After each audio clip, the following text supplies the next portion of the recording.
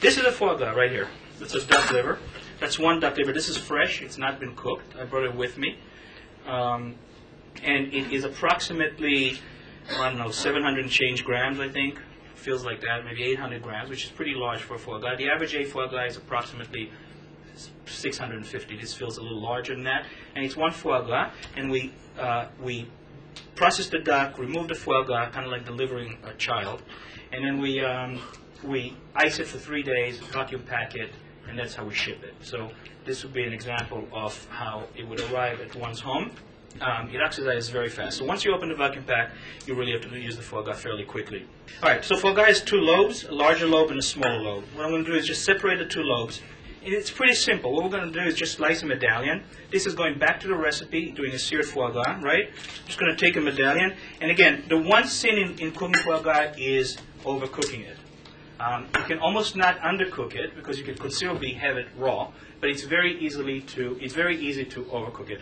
So to overcook it, you obviously either cook it too long, or at too high a temperature, or you slice a medallion that's too thin. Rule of thumb is that the medallion should be 1/2 inch to 3/4 inch. I think that's about 2 centimeters or so. So this is an appropriate medallion right here. You see, it's very easy. You just take the foie gras, separate it, slice the medallion, and you're there. At that point, you can really use your imagination how to prepare it. What I do is I sometimes score it as such. So you'll season it, both sides, and this is it. It's ready to be seared. Even if you were to take now a salad, dress it with a nice balsamic vinegar reduction, serve it on top of it, it's ready to go. What I'm going to do now is actually show you how to roast foie gras. What I'll do is I'll take a healthy chunk of that, and I will then season it. As you've seen a bit earlier.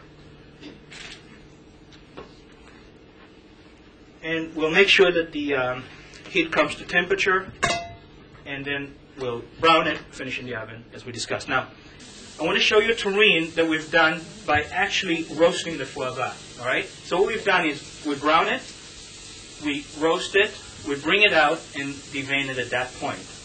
Now, it's very important that when you're preparing foie gras, you always have, foie gras is very rich, of course, and you want to always have a measure of acidity to kind of counterbalance and enrich the foie gras itself. What I'm going to do is, in this particular preparation, what we've done, and again, you have a recipe, so I can't run through the whole thing, but we made a tropical fruit jam, and you have a recipe that's very spelled out for that, and that's kind of has the right sweetness and acidity to kind of counter the richness of foie gras.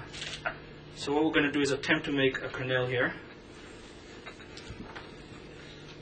If you have a look at your recipe for the fruit jam, you'll see that it's made with dried fruits, dried mango, dried pineapple, dried apricot, dried papaya. So it has a different sort of texture. California raisins? Yes. Of course, California raisins.